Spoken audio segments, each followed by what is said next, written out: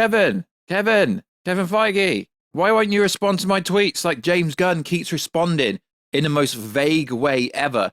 So, James Gunn has attacked the DC fans. And I hate to say that, but he actually has attacked the fans. And he's almost trolling the fans in a way.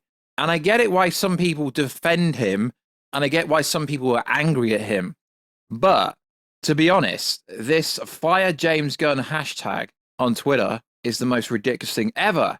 Irrespective of whatever you think is coming for the DCEU. So, we're going to break it all down properly. So, yo, what is freaking good, YouTube? Warstu here. If you are new around here, make sure to subscribe to never miss any of the Marvel DC pop culture based content that we do on a daily basis. If you could, subscribe to the channel, turn notifications on, and let me know, what would you do if you were head of DC Studios? What would you do in this scenario? They have the perfect situation. There's literally going to be a new timeline made at the end of The Flash. Why not keep the majority of the characters and retcon things that didn't work? Like, you know, the Suicide Squad movie, very good, but it didn't really make money, to be honest, if you compare it to David Ayer's Suicide Squad movie, which made a hell of a lot more. And, you know, Birds of Prey and retcon all these little movies that didn't do... Oh, wait. The Suicide Squad movie is James Gunn's movie. Oh, I mean, I like it, but it didn't make any money. Oh, yeah, but it came out during the... Oh, yeah, keep using that excuse. Godzilla vs. Kong, just under $500 million, was also day and day released on HBO Max before you come out with that line. I get it now. So, if you could also check us out on Twitter, WarstuG, and check us out on Instagram to see the beautiful face behind the beautiful voice. And if you're into gym-related stuff and pop culture-related stuff, please follow me over there. Right, let's break it down. So, I'm going to try to be as unbiased as possible. But it is hard when James Gunn has contradicted himself so many times. Pete Safran, please take over. Stop letting James tweet. And also, he's contradicted himself so many times. Unless you hear it from me, it's not true. Then a major story breaks and he's like, well, some of it's true, some of it's half true, some of it's not true, and some of it's made up, and we don't even know. Hang on a minute, I thought unless it came from James Gunn, it was all factually incorrect. So he did start debunking people, but now he's stopped it, and he keeps giving these vague little answers. So let's break down what actually happened. So, My Time to Shine, who is a pretty credible scooper in the game when it comes to Marvel, DC, pop culture related stuff, came out with a story on Twitter. Now, it's worth saying it's an anonymous count and these... Why are all these Twitter scoopers anonymous? It's like they don't want to reveal who they are. Anonymous clout chasers, pretty much. So what happened was, My Time to Shine just came out with an information that literally every single person on the planet is thinking. Henry Cavill, best Superman ever, done. Ben Affleck, best Batman ever, done. Gal Gadot, best Wonder Woman ever, done. Ezra Miller, done, cool, replace him.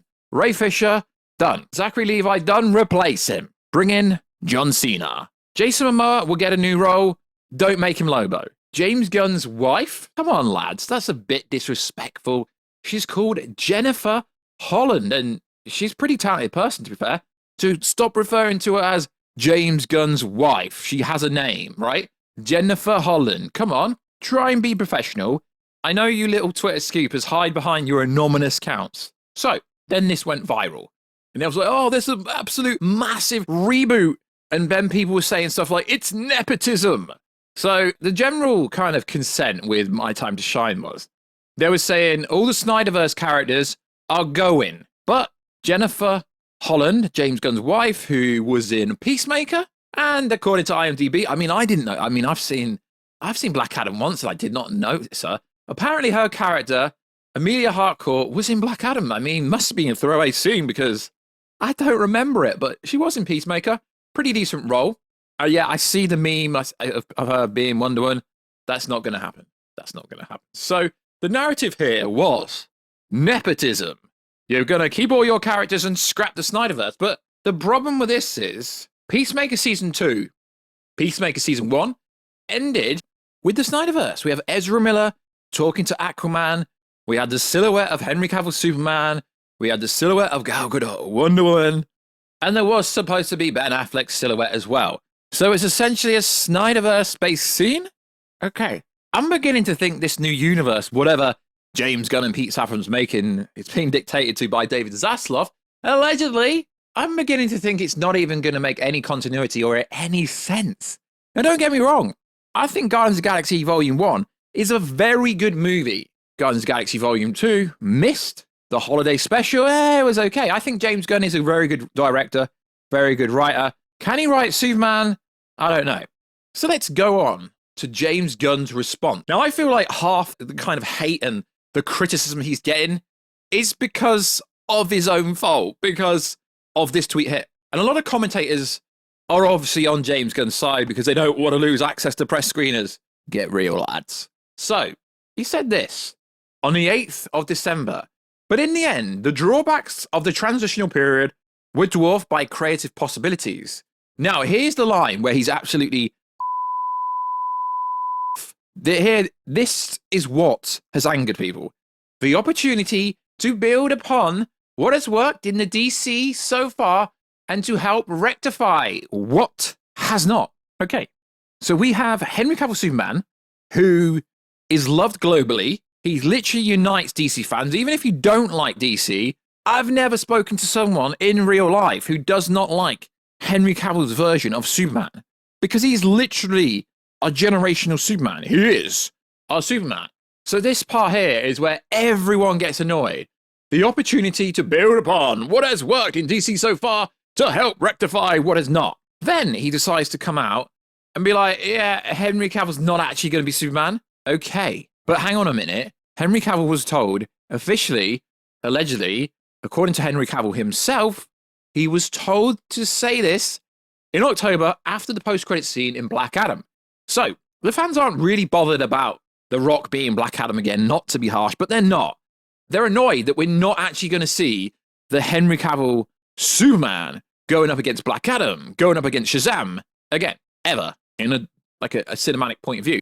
Now, I get it, and I get his logical thinking. Well, we could just replace the actors, and the characters are the same, so it doesn't really matter because it's just about the characters, not the actors.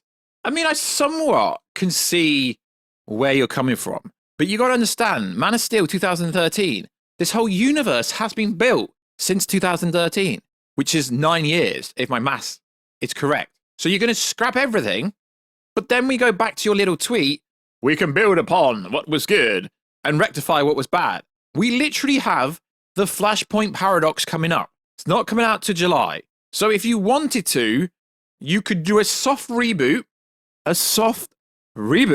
without ruining what was good in the DC universe. Because if you want to look at it from a kind of box office point of view, because let's be honest, Warner Bros. Discovery is in a lot of debt, $47.5 billion of debt. So if you actually look at what movies made money and what movies lost money, Birds of Prey lost money. Black Adam lost money. James Gunn, The Suicide Squad, lost money. Now, if you look when Zack Snyder was in charge, sure, BVS should have broke $1 billion, but it actually made money. Man of Steel made money. Wonder Woman 1 made money. Okay, Wonder Woman 2 didn't make money, but let's be honest, the script was absolute trash. That was the reason. Nothing to do with Gal Gadot's ability to be our generational Wonder Woman. It was nothing to do with that. So if you're going to look at what worked and what didn't work, are you looking at this from a financial point of view, from a critical point of view,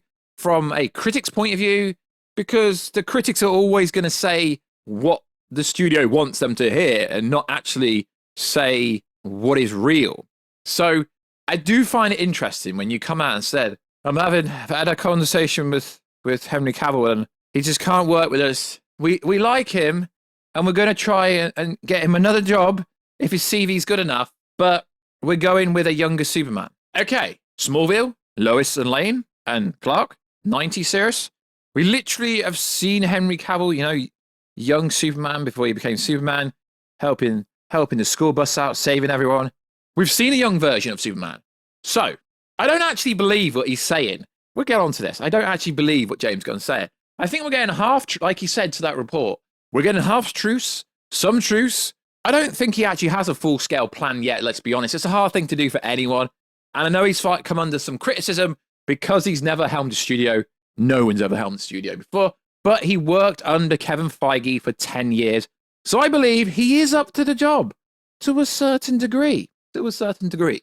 So the problem here is, if you're going to go with a younger Superman, you're going to have to, what? Cast someone under the age of 30.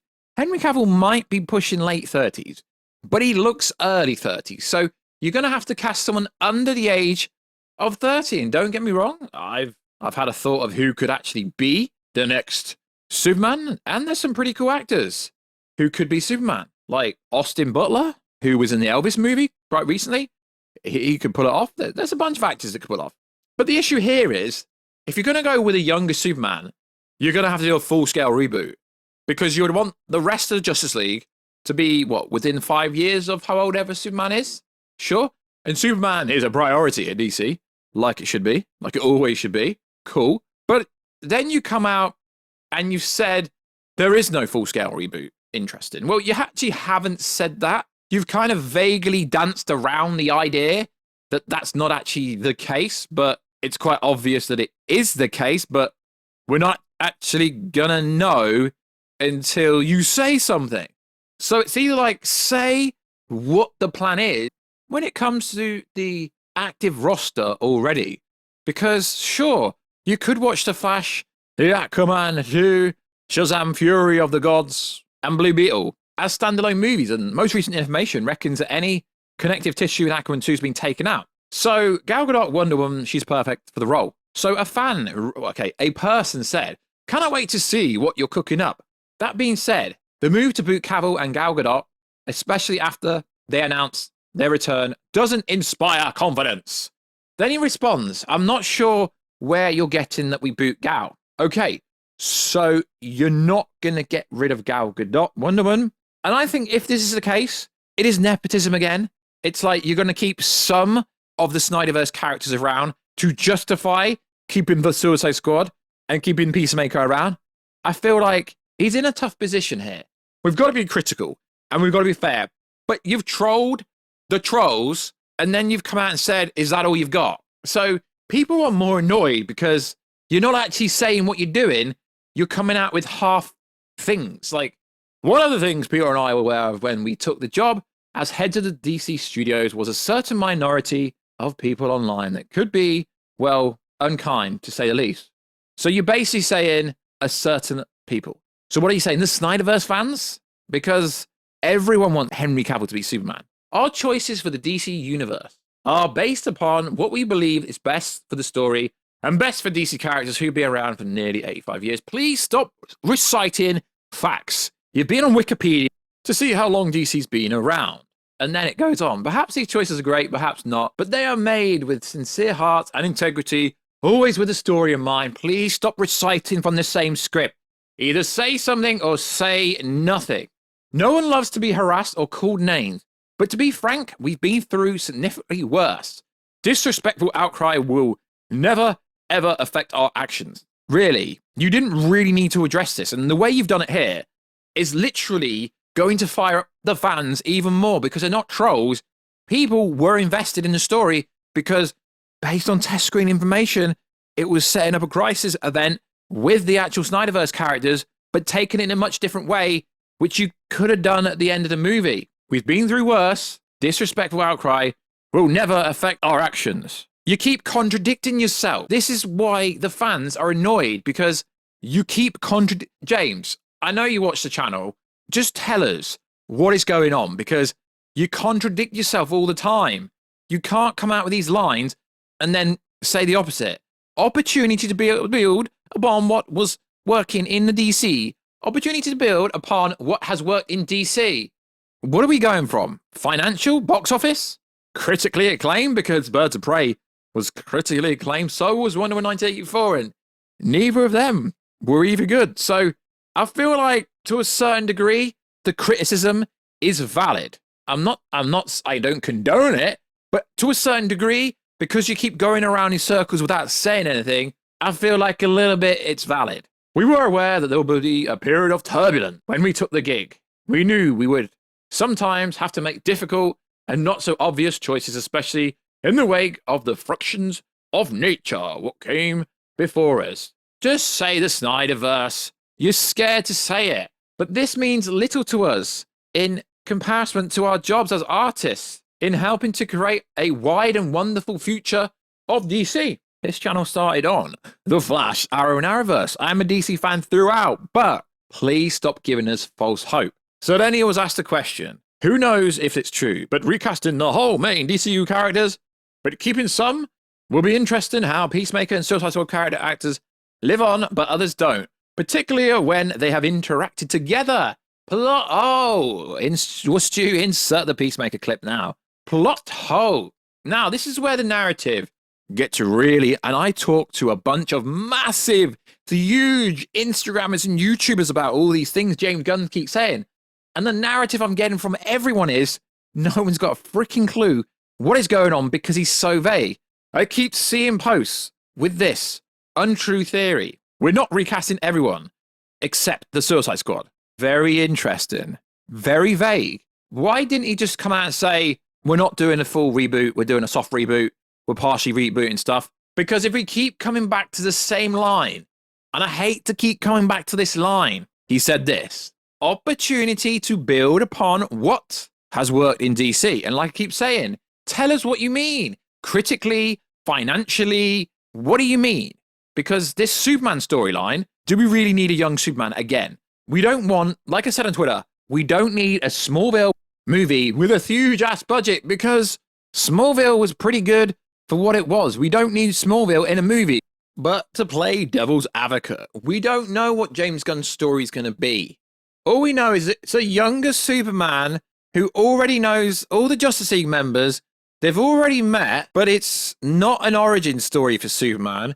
Superman already knows all these Justice League members.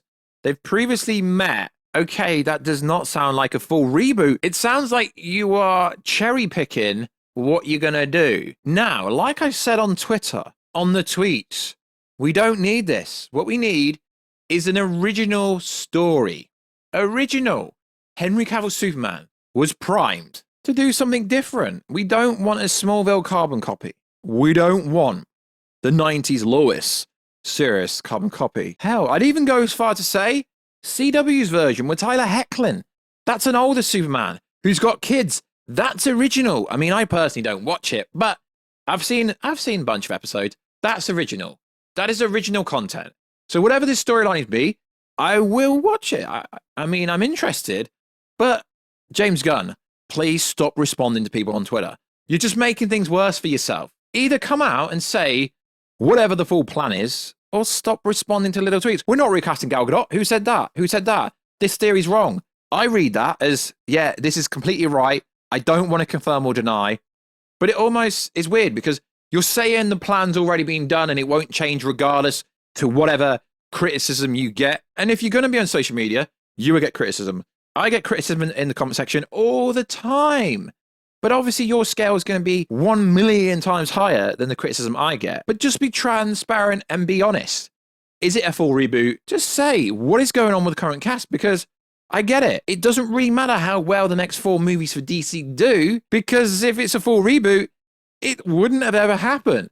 The Flash movie could reboot everything in the way you wanted it whilst keeping the core actors already. I get it, a 10-year plan and Henry Cavill will be too old to play Superman. Oh, wait, I forgot. Michael Keaton's literally 70 years old and he's in the Flash movie. Paul Rudd, 50 plus, and he's got many years ahead of him.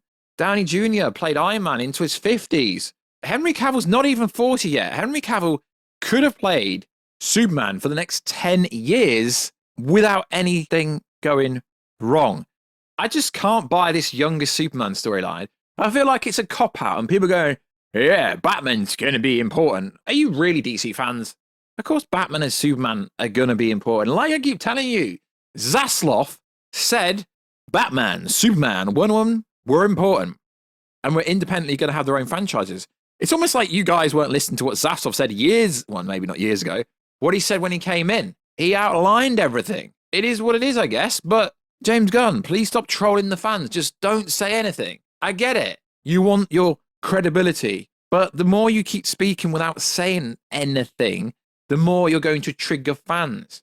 So that's my breakdown of whatever's going on.